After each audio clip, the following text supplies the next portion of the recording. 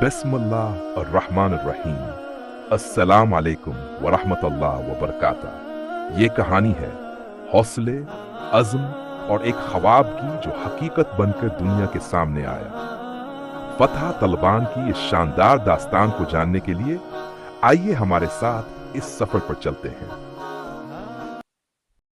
बस्ती के दरमियान दारा में बैठे हुए उम्र रसीदा अफराद, घाट घाट का पानी पीने वाले लोग, भानत भानत के कसे सुनाते, टोलियों में बटे ये लोग हर मौजू पर गुफ्तगू करते। एक टोली लोगों की बड़ाइयां करने में मसरूफ होती तो दूसरी तरफ एक टोली पंजाबी लोग गेम्स खेल रही होती।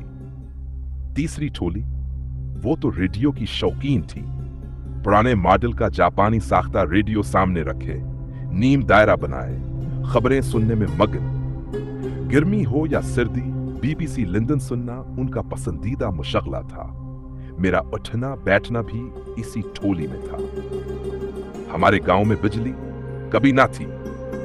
बेनजीर के दौर में जब बिजली आई तो यूं लगा जैसे मेरे कच्चे पके आंगन में खुशहाली की लहर दौड़ गई हो। लेकिन यह भी सियासी बाजीगरों का एक धोखा ही निकला।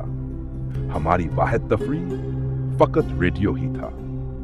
मुझे जाती रेडियो खरीदने का शौक हमेशा रहा, लेकिन माली इसरत और छोटी उम्र रास्ते की दीवार बन गई। माह वो साल गुजरे और आखिरकार वो दिन भी आया जब हमने जेब खर्च जोड़ जोड़ कर एक अदद second hand pack size transistor खरीद ही लिया। 1994 पोर की सर्दियों में दारा में बैठे हम आग ताप रहे थे। रेडियो से बीबीसी के ब्रॉडकास्टर की मखसूस आवाज गूंजी। अफगानिस्तान में 35 पाकिस्तानी ठड़कों पर मुश्तमिल काफिला तालिबान नामी गिरोह ने छुड़वा लिया है। ये सुनते ही दिल धक से रह गया। खबर की तफसील ने तो जैसे दिमाग में बिजलियां दौड़ा दें। बताया गया कि काफिला कोयटा से चमन के रास्ते पीन बोलदक जा रहा था। एक जंगी सरदार ने तख्ता पल नामी इलाके में काफिले को यरगमाल बना लिया। तालिबान ने पीन बोलदक पर हमला किया, इलाके पर कब्जा किया और काफिला को रहाई दिलवाई। पाकिस्तानी मीडिया और अवाम खुशी से झूम उठे। तालिबान को नमायां कोरिश दी गई, अखबारात में तहसीन आमीज इदारिये लिखे गए। गालिबन ये पहला मौका था जब तालिबान मीडिया की ज़ीनत बने। रात को मैं ख्वाबों और ख्यालों की दुनिया में खो गया। मुझे लगा कि तालिबान करिश्माती शख्सियात हैं। मेरी तबीयत जो पहले ही दीन इस्लाम की जानिब माइल थी वो मजीद शिद्दत इख्तियार कर गई। इस रात में ख्वाब में तालिबान, कंधार और अफगान धरती के ताने बाने बनता रहा। अगले दिन सुबह मैं जाद भाई अख्तर के साथ खेतों की तरफ गया। खामोशी का सकूत तोड़ते हुए पूछा, भाई जान, आपने रात को बीबीसी सुना था? उन्होंने जवाब दिया, हाँ, क्यों नहीं? मैंने बेसाख्ता सवाल दागा, ये तालिबान आखिर हैं कौन?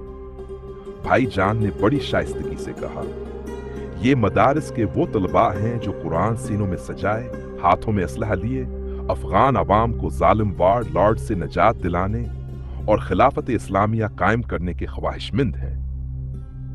आम इंसान होने के नाते मेरे दिल में वसूसे और शकूक जाग उठे।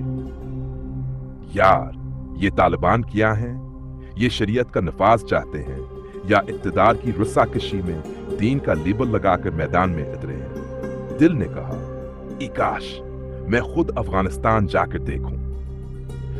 तो अब मसला रहनुमाई का था। खोज और जिस्तजू ने रास्ता आसान किया और शहर में एक दोस्त के जरिए मुजाहिद मुजहर भाई राबिताकार मिल गए। उन्होंने हमें चंद दिनों तक इंतजार करने का कहा, लेकिन इंतजार की शिद्दत वो तो मुझ पर पहाड़ बनकर गुजरी। आखिरकार वो दिन भी आ गया जब उन्होंने एक 2 सतरी रका सफेद लिफाफे में डालकर हमारे हवाले किया। साथ ही सफर की एहतियाती तरीकाकार और इस राह में आने वाली आसानियों और मुश्किलात के बारे में बरीफ किया।